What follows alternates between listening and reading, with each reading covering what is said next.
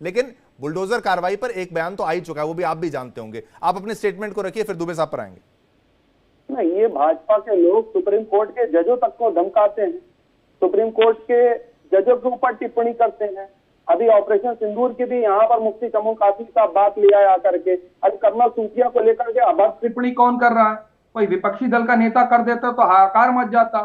इन्हीं के वो नेता हैं, वहां के मध्य प्रदेश के उप मुख्यमंत्री, उन्होंने कितनी अपमानजनक बात करी, सेना के शौर्य को लेकर के क्या अपमानजनक बात करी। अरे इन बेगैरतों से आप तवक्को ये रखेंगे कि ये सेना का सम्मान करेंगे, ये संविधान का सम्मान करेंगे, ये सुप्रीम कोर्ट के जजों का सम्मान करेंगे, ये हमारे अधिकारियों का सम्मान करेंगे। एक तरीके का साइकोलॉजिकल प्रेशर बनाया जाता है, और खास तौर पे अकलियतों के खिलाफ तो बाकायदा भारतीय जनता पार्टी, उसमें 2-3 मुख्यमंत्रियों का कंपटीशन चल रहा है, उसमें योगी जी नंबर 1 है, दूसरे वहां पे हेमंता विश्व शर्मा जी हैं, वो मुख्यमंत्री होकर के मुसलमानों के ऊपर अनर्गल बयानबाजी करते हैं। आज निशिकांत दुबे जो है गल्फ में जाकर के बड़ी कायदे की बातें कर रहे हैं, बड़ी अच्छी बातें कर रहे हैं। क्या ये इंटरनेशनल लेवल पे मीडिया नहीं देखता है कि भारत के अंदर मुसलमानों के साथ क्या हो रहा है, क्या जुल्म ज़्यादती हो रही है? एग्जैक्टली क्या हो रहा है, मुझे ये बताइए। आप बुलडोजर कार्रवाई के खिलाफ हैं?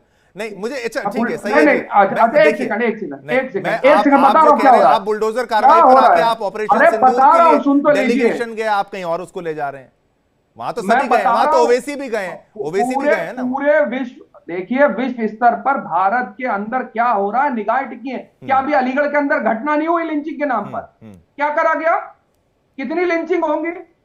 गौरक्षा के नाम पर कौन लोग चला रहे हैं अवैध धंधा?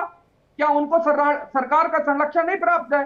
क्या ऐसे लोगों को मालाएं पहनाते हुए हमने मंत्रियों को नहीं देखा? जिन्होंने लोगों की लिंचिंग करी उनको मालाएं पहनाई। आंखें बंद कर लेंगे आप मदनी जी के बयान पर कुछ कहेंगे? आप मदनी जी के बयान पर कुछ कहेंगे? एक पॉइंट तो रखिए। मदनी साहब ने जो कहा है, हम उनके साथ हैं, जो कह रहे हैं बिल्कुल सही कह रहे हैं। मतलब जिंदगी और मौत पर आ जाएंगे आप, सैयद जी, जिंदगी और मौत पर आ जाएंगे? ये क्या लड़ाई की बात करेंगे आप? हमारी लिंचिंग कर देंगे? नहीं, आप हमारी लिंचिंग कौन लिंचिंग कर रहा है एग्जैक्टली बताइए। क्रिमिनल केसेस को आप देखिए सर, अपवाद एक बात होती है, जनरलाइज नहीं किया जा सकता।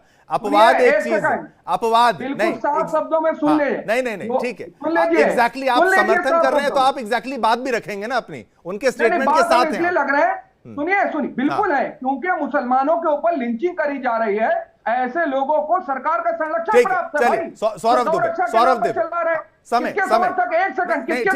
आपने एग्जैक्टली मदनी जी का सपोर्ट किया, मैं ये समझ लूं आपने सपोर्ट किया उनके स्टेटमेंट का।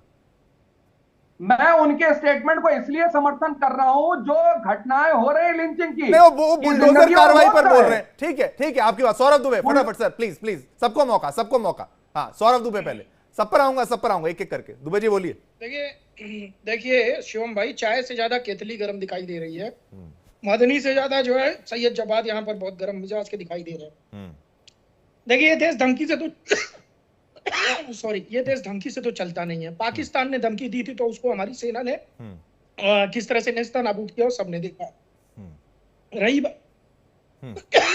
सॉरी क्षमा करिए, कोई बात नहीं, आप बोलिए।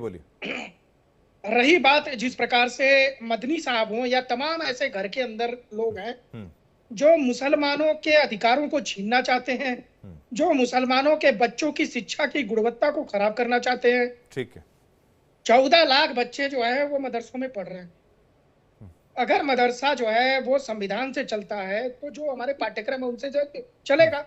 और जो मदरसे अवैध रूप से चल रहे हैं, जिनके अंदर जो है हथियार पाए जा रहे हैं, बम पाए जा रहे हैं, जिनके अंदर अवैध रूप से फंडिंग पाई जा रही है, काउंटरफीट मनी, हमको उनको कहीं ना कहीं तो बंद करना ही पड़ेगा। कोई भी सरकार हो, इसका स्वागत करना चाहिए हमारे भाइयों को। ये लगातार जो है भारत की सरकार को धमकी देने से काम नहीं चलेगा, ना उत्तर प्रदेश की सरकार से। सरकार आपसे डरती नहीं है कि आप चाहेंगे कि सरिया कानून जो पिछले समय अखिलेश यादव के समय होता था, कांग्रेस के समय, वो चलेगा। अगर बच्चों के खिलवाड़, बच्चों के भविष्य से खिलवाड़ करेगी जो ऐसे मौलाना है, इनके जुबान पर भी लगाम लगाई जाएगी, इनको जेलों के अंदर भी डाला जाएगा, और तमाम अवैध मदरसे जो चल रहे हैं उनको तत्काल बंद भी किया जाएगा। कर भी चुके हैं, जो पहले बंद हुए किस आधार पे बंद हुए? तमाम अवैध फंडिंग पाई गई थी भाई, विदेशों से फंडिंग हो रही थी। तो ऐसे मदरसे जो शिक्षा के नाम पर इस तरह की तालीम देते हैं बच्चों को, जहां पर अंग्रेजी नहीं है, जहां पर गणित नहीं सिखाते क्या है जिहाद, सिखाते क्या है कि जिहादी कैसे बनोगे। तो इन सब चीजों का विरोध करना चाहिए चैनल पे बैठ करके जो मुसलमानों के तहसीब बन करके बैठते हैं, कांग्रेस के समर्थक बन के बैठते हैं। कम से कम अपनी कौम का तो भला करो भाई, सरकार तो भला कर रही है आपका, लेकिन अपनी कौम का अगर आप ही नहीं भला कर सकते, अपनी कौम के बारे में बुराई करेंगे, अपनी कौम की कमियों को छुपाएंगे, तो ये मुसलमान समाज भी आपको माफ नहीं करेगा। और रही बात जो है उत्तर प्रदेश की, तो वो अपने हिसाब से चलेगा, आप रोक नहीं सकते हैं। चाहे ऐसे लाख मदनी आ जाए, मदनी का काम बहुत पहले से ही वो बयानबाजी करते आते हैं, देश में भाईचारे को खराब करने का काम ये लोग करते हैं, तो इन पर कार्रवाई की जाए। ठीक है, चलिए कार्रवाई की जानी चाहिए कि नहीं, पर वो तो कह रहे हैं, सैयद जी कह रहे हैं कि नहीं कार्रवाई नहीं, हम तो समर्थन करते हैं, लेकिन हमारा समर्थन का तरीका अलग है। अब मुफ्ती साहब आऊंगा, लाल जी आप पर भी आऊंगा। मुफ्ती जी का भी एक बयान, क्योंकि आपने मुफ्ती जी को डायरेक्टली उनको भी इशारा करके बोला था, उन्होंने ऑपरेशन सिंदूर की बात करी थी। प्रवेश जी पर भी आऊंगा, लेकिन मुफ्ती साहब पहले देखिए, आपको बताएं कि मदरसों में अपने शूरवीरों की गाथा क्यों नहीं पढ़ानी चाहिए। इसलिए पढ़ानी चाहिए कि ताकि वो एक राष्ट्रवाद, जो राष्ट्रवाद है, अमेरिका के लोग अपने आप को अमेरिकन होने पे गर्व करते हैं, तो भारत के लोग भारतीय होने पर गर्व क्यों नहीं करते। और इसमें कोई भी धार्मिक एजुकेशन बाधा पैदा नहीं करती। हमें अपने देश पर, अब जैसे अभी मैं आपको एक और बात बताऊं कि जो मदरसों की बात आ रही है कि अवैध पर कार्रवाई होनी चाहिए, वैध पर कोई कार्रवाई नहीं है। हमारे उत्तराखंड के अंदर जो मदरसों पे कार्रवाई हुई, आपको बताना चाहते हैं कि वहां किसी भी वैध मदरसे पर कोई कार्रवाई नहीं है। और मदरसों में बच्चों को हम एनसीईआरटी पढ़ा रहे हैं, उनकी धार्मिक एजुकेशन पर कोई पाबंदी नहीं है। अब इन लोगों ने क्या किया है कि उन्हें मेन स्ट्रीम से दूर करने के लिए उन्हें जो आधुनिक शिक्षा थी उससे महरूम किया, उससे वंचित किया। आज अगर वो आधुनिक शिक्षा मिलेगी तो वो फिर इनके पीछे खड़े नहीं होंगे, और जब इनके पीछे खड़े नहीं होंगे तो दुकानदारी कैसे चलेगी। ये क्या तो आधुनिक शिक्षा का विरोध है। बिल्कुल मुफ्ती साहब की बात, सैयद जी से एक रिएक्शन भी ले लेंगे। हाँ, हमने जो हम सिंदूर, ऑपरेशन सिंदूर की बात कर रहे हैं, तो मैं आर्मी चीफ पाकिस्तान की इसलिए निंदा करता हूं कि उसने टू नेशन थ्योरी के ऊपर जो बोला, जबकि कुरान कहता है या अय्युहन नास इन्ना खलकनाकुम मिन ज़करिन व उन्सा, ऐ लोगों हमने तुम्हें एक ही महिला एक ही पुरुष पैदा किया है, तुम्हारे दूध और खून के रिश्ते हैं। और आगे वो कहते हैं, कुरान कहता है फमन क़तल नफ्सन बिग़ैरि हक़्क़िन व फ़सादिन फ़िल अर्ज़, अगर तुमने एक इंसान का कत्ल किया कैसे सारी इंसानियत का कत्ल कर दिया। और उस वहां से पाकिस्तान के आतंकवादी अगर हमारे देश के अंदर आकर के निहत्ते हमारे भाइयों का कत्ल करते हमारी बहनों के सामने, इससे ज्यादा दरिंदियत क्या होगी। तो हमें मदरसों के भी पढ़ाना चाहिए, हमें सारे स्कूल और कॉलेजों के यूनिवर्सिटी के अंदर पढ़ाना चाहिए। और मैं आपके माध्यम से कहना चाहता हूं कि हम अपने माननीय मुख्यमंत्री पुष्कर सिंह धामी जी के नेतृत्व के अंदर हमने जो पहल की है अपने उत्तराखंड के अंदर, आज राजस्थान का मदरसे बोर्ड ने ऐलान कर दिया, बिहार का और अन्य जगहों पे भी ये सारी चीजें शुरू होने वाली है। बिल्कुल, चलिए आपका पॉइंट लिया। राहुल जी प्लीज राहुल जी अब आप बोलिएगा। सईद जी आप पर भी आता हूं, सभी पर बारी बारी। राहुल जी प्लीज आप अपनी बात देखिए, यहाँ पे मदरसों के आधुनिकीकरण का विरोध कोई नहीं कर रहा है। हाँ, तो इसलिए, लेकिन आप इसको कहते हैं ना कि हाथी के दांत दिखाने के कुछ और खाने के कुछ और।